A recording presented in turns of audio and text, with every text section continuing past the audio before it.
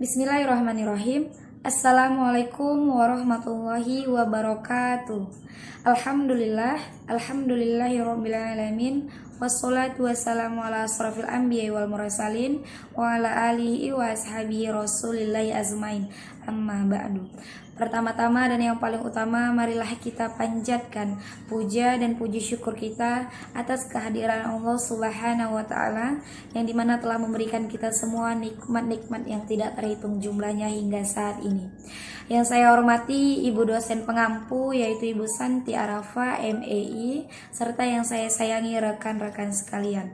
Dan sebelum kami memasuki sesi pembahasan dari materi kami memohon izin untuk memperkenalkan diri terlebih dahulu. Perkenalkan, nama saya Syahdana dan rekan saya Saudari Nurul Ramadhani. Di sini kami berdua akan menjelaskan atau memaparkan terkait dari materi kami yang berjudul tentang reksadana. Dan adapun yang akan dibahas nantinya yaitu mengenai pengertian reksadana, sejarah reksadana, bentuk dari reksadana, jenis-jenis reksadana, karakteristik reksadana, serta pengelolaan dan sifat reksadana. Dan yang terakhir, ada manfaat dan risiko dari reksadana tersebut. Dan baiklah, langsung saja untuk mempersingkat waktu, saya akan menjelaskan isi dari slide pertama, yaitu mengenai pengertian reksadana. Pengertian reksadana terbagi menjadi dua, yaitu yang pertama secara syariah dan yang kedua secara konvensional. Pengertian reksadana secara syariah adalah wadah untuk mengumpulkan dana masyarakat yang dikelola oleh manajer investasi untuk kemudian diinvestasikan ke dalam surat-surat berharga. Sedangkan pengertian reksadana secara konvensional yaitu secara etimologi, kata reksadana berasal dari dua kata, yaitu reksa yang berarti jaga atau pelihara, sedangkan dana berarti uang. Dan dapat disimpulkan reksadana adalah kumpulan uang yang dijaga atau dipelihara. Dan slide selanjutnya yaitu sejarah perkembangan reksadana. Sejarah reksadana pertama kali terbit dikenal dengan nama Massachusetts Investor Trust yang diterbitkan pada tanggal 27 Maret tahun 1924. Adalah jenis reksadana yang bisa dibilang muncul pertama pada zaman modern, meskipun pada masa-masa awal tahun 1744 yang didirikan oleh seorang Adrian Van Cleve. Lalu, pada akhir tahun 2007, secara keseluruhan total aset kelolaan reksadana di dunia mencapai kurang lebih 26,1 triliun dolar dengan jumlah produksi sebanyak 66.350 buah. Sebuah perkembangan yang sangat luar biasa jika dibandingkan pada masa Massachusetts Investor Trust yang menerbitkan sekitar 392.000 dolar. Sedangkan di Indonesia sendiri, perkembangan reksadana sendiri dimulai pada tahun 1976 yang diawali dengan munculnya PT Dana Reksa.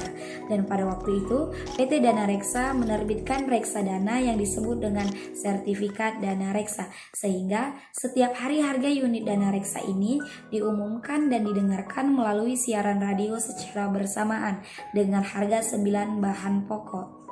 Dan slide selanjutnya yaitu bentuk dari reksadana. Berdasarkan Undang-Undang Pasar Modal Nomor 8 Tahun 1995 Pasal 18 Ayat 1, bentuk hukum dari reksadana terbagi menjadi dua. Yang pertama yaitu reksadana berbentuk perseroan atau invest companies, dan yang kedua kontrak investasi kolektif atau unit invest trust. Dan baiklah, hanya ini saja yang bisa saya jelaskan. Materi selanjutnya akan dibawakan oleh teman saya Saudari Nurul Ramadhani.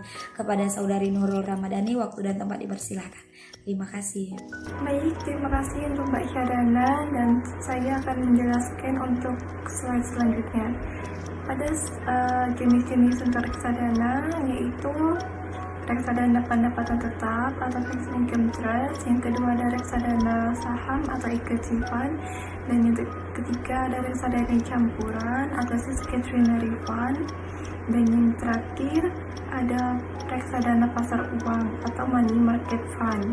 Dan slide selanjutnya ada karakteristik reksadana, yaitu reksadana pasar uang, yang kedua ada reksadana pendapatan tetap, dan yang ketiga ada reksadana campuran, dan yang keempat ada reksadana saham, dan yang terakhir ada reksadana terproteksi.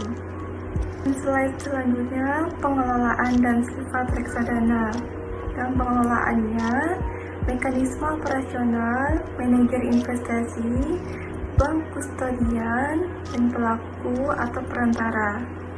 Untuk sifatnya ada reksadana terbuka atau open-end funds dan reksadana tertutup atau closed-end funds. Untuk manfaat reksadana, yang pertama dikelola oleh manajemen profesional, dan yang kedua diversifikasi investasi, dan yang ketiga ada transparansi informasi, dan yang keempat likuiditas yang tinggi, dan yang terakhir biaya yang rendah.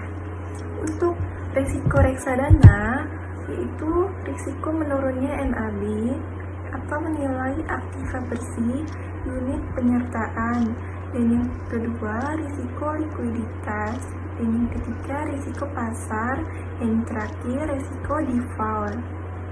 Baiklah, itu saja yang dapat kami sampaikan. Mohon maaf jika ada kekurangan kata atau yang tidak disengaja maupun yang disengaja.